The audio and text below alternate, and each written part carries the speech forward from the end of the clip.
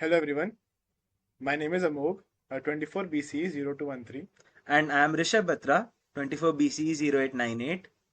and today we would present our project called WattVitals, an architecture-aware code analysis tool which we built as a part of our computer architecture and organization course. The idea is simple. Most developers think about whether their code is correct. We wanted to build something that asks a different question. Is your code efficient at the hardware level? And what does it cost actually running it? Let us start with the problem. Two functions can produce the exact same output and yet behave very differently on a physical CPU. One might consume twice the clock cycles, thrash the cache, and draw significantly more power. Developers have no visibility into this. There is no feedback on CPI, no warning on cache misses, and no awareness about the energy or carbon footprint of the algorithms that we write. WattVitals is our attempt to change that. WattVitals is a static analysis tool that in which you paste a JavaScript function and it parses the code into an abstract syntax tree. This tree is parsed using a library called Acorn, which is the same parser which is used for JavaScript toolchains. From that tree, it walks every node and classifies each operation as arithmetic, logic, memory, or control. It then detects patterns, loops, recursions, async, await, and higher order functions like map or filter. All of that feeds a pipeline that estimates CPI, models the memory hierarchy, calculates energy in joules, carbon in nanograms, and produces a green coding score with suggestions. This is a 5-step pipeline flow on the right of the screen that you can see. Let us show you the tool before we explain the theory. So this is how the website looks when you open it. We have a simple function here already written, and it loops through an array, checks if each statement is positive, and if it is, then doubles it. Now if we click on analyze, in under a second we get a full architectural profile. Let me walk through what we are seeing. Here we can see CPI is 2.33. That means on average each instruction takes 2.33 clock cycles. Memory pressure is 14, which is low, which is very good. Branch complexity is 44, moderate, and this is because of the if statement present inside the loop. If you look at the loop depth and total number of loops and the work multiplier, which is multiplied by 20, here the word multiplier, which is multiplied by 20, is estimated when 20 loops iterations are scaled and all the instruction counts are counted accordingly. This bar chart shows the instruction breakdown: arithmetic logic, memory, control operations, and which are directed in the code. The work multiplier, as I said earlier, is 20 times. So the WattVitals estimates 20 loop iterations. The memory hierarchy shows L1 and L2, which are being heavily used here. This is good. The RAM bar is still small, meaning the data that fits in the cache is fast. Next is the pipeline stages, fetch, decode, which are highlighted. The pipeline highlights fetch and decode in amber. Control hazards from the if statement may cause stalls here. The green coding score here is showing 89, which is very nice. And the green coding score is 89 out of 100, which is a respectable score because the reduced nested branching can improve the pipeline efficiency.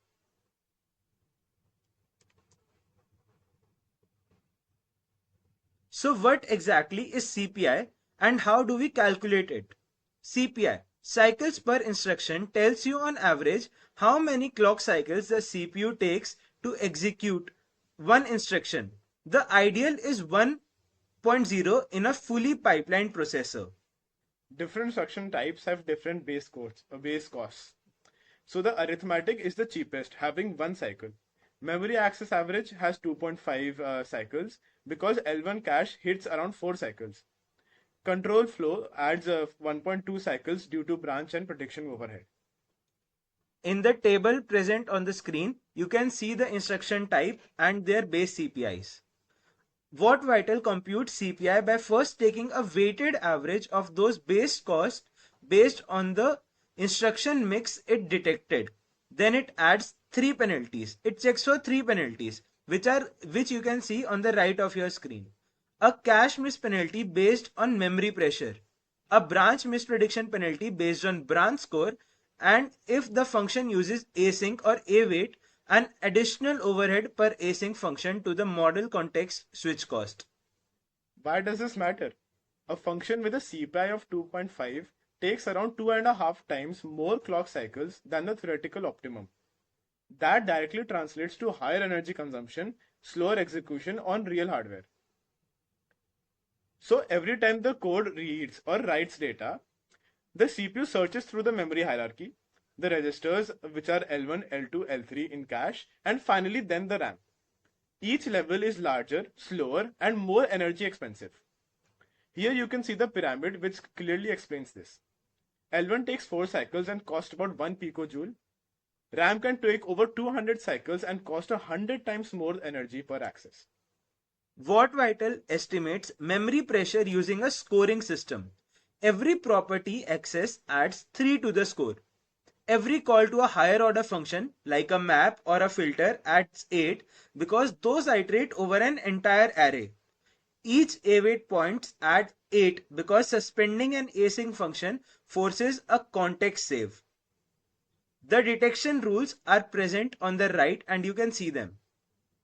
So the final score is clamped to a 100 index and feeds directly into both the CPI penalty and energy calculation. Our sample function scored 14%, which is low and healthy. We will soon see that what 100% looks like. One of the most important accuracy improvements we made was correctly modeling the work done by loops, recursions, and higher order functions. Three things that flat AST walkers typically miss. So for loops, we analyze both the depth and the total count. So for a single loop, as I said earlier, it takes 20 times the multiplier. So for two nested loops, it will take 400 times because 20 squared. Sibling loops, which are the loops that are at the same level, they are additive, not multiplicative. So energy is capped around 50,000 which is there to prevent the overflow. For recursion, we detect when a function calls itself. As you can see in the recursion column, we have mentioned some facts. Linear recursion like factorial gets a depth multiplier of 10. A tree recursion like a Fibonacci, where each call spawns two more calls, gets 2 to the power of 10, that is 1024. We will see this in actual in demo 3 later in this video. For higher order functions like map, filter, reduce, for each, and many others, we actually walk the callback body and count the individual instructions. We then multiply this in 20 times. So previously, the entire map call was counted as a single memory operation. Now the work inside the callback is fully accounted for. This was also one of the biggest accuracy gaps which was there in the first version. Once we have instruction counts, CPI and memory pressure, we can now calculate the actual energy consumed. CPU energy is estimated by multiplying the instructions by 100, which is assumed invocations, then by the CPI, then by 0.5 times nanojoules, and which is all calculated per cycle. So using this, a realistic figure of mobile CPU is calculated. Memory energy is calculated separately and added on top.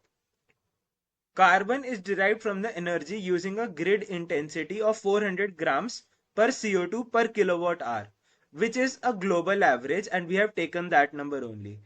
Because code snippets consume tiny amount of energy, we express carbon in nanograms rather than micrograms. For the 0 to 100 relative score, we use a logarithmic scale.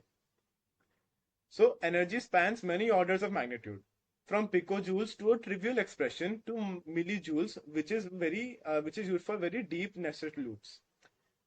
In a linear scale, if we peg everything to 100, a log scale will give a real spread.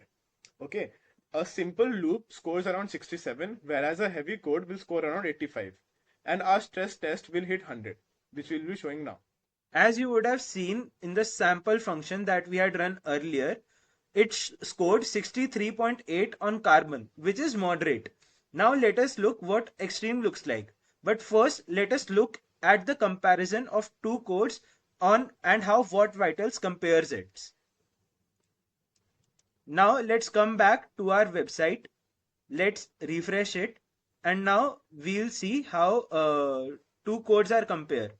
WattVitals model pipeline and stall risk across all 5 stages. Those are fetch, decode, execute, memory, and write back. Now let us uh, look at the comparison.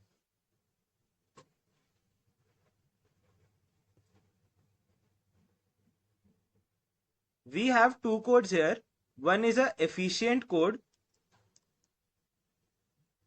First, you have to click on compare. It opens a window which shows a window where two codes snippet can be compared. I have pasted my efficient code which I know about from earlier in snippet A, and an inefficient code in snippet B. Both functions compute the sum of an array and return the exact same result. Snippet A does it in single pass in O of n, whereas snippet B uses a nested loop, which is O of n squared time complexity.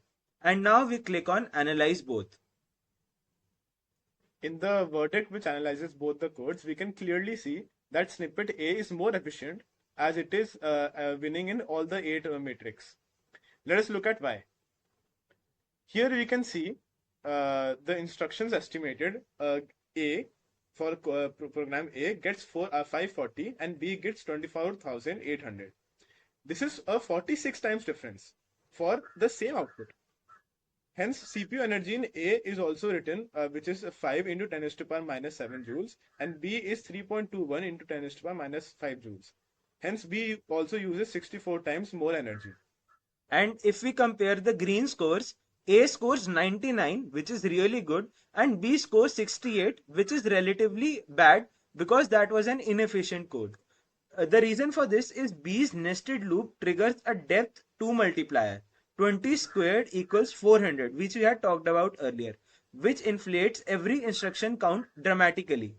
This is the core message. The same output can cost 46 times more in instructions and 64 times more in energy depending on how you write the algorithm. And this is what a coder can compare using our website.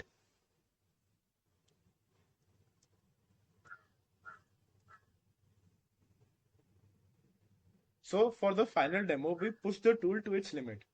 This is a deliberately extreme stress case which contains a Fibonacci tree recursion, a triple nested matrix, a 200 array allocations in a memory thrashing simulation, and a 10-way branching function. This will test the code to its limits and will also analyze the edge case here, which we had talked about.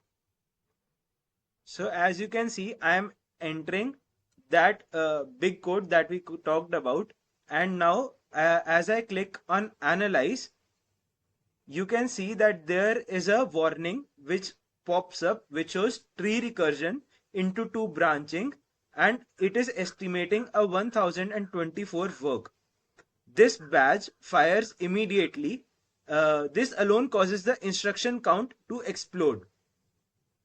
Now instructions estimated 6,658,000, CPI of 4.41, nearly double our sample function.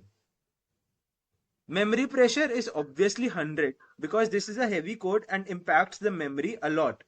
Branch complexity is 100. On a relative score, it takes up a lot of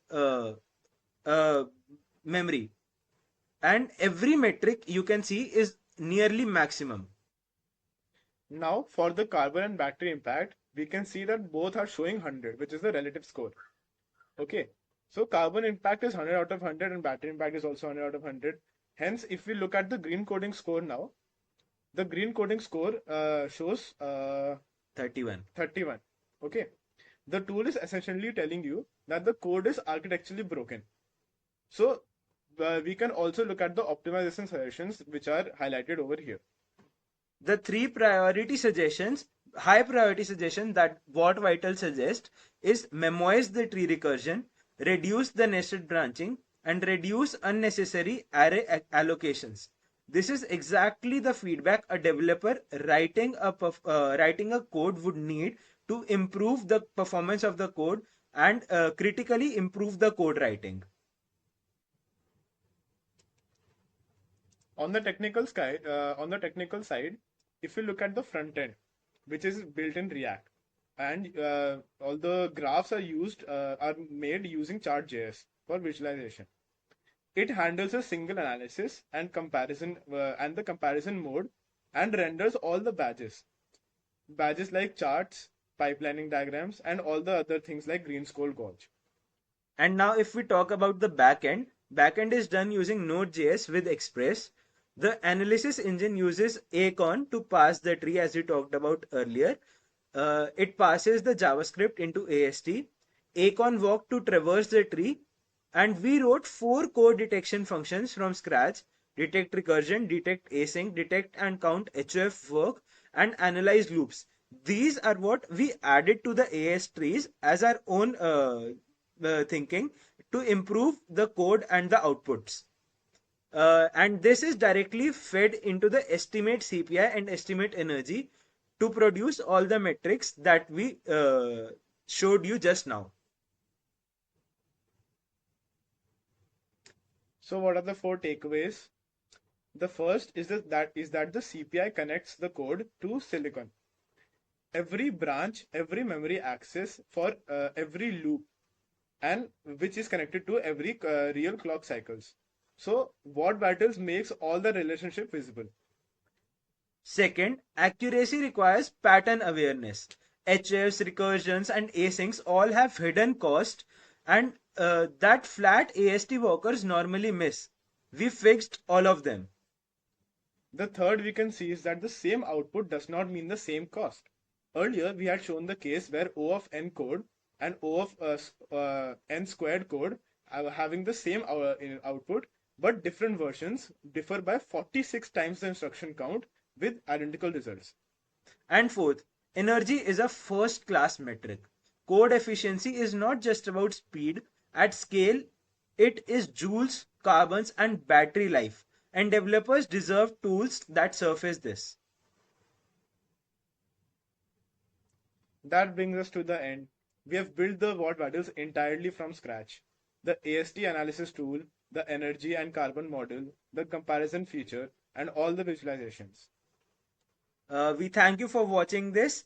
This is Rishabh Batra And this is Amogh Awasthi. signing off.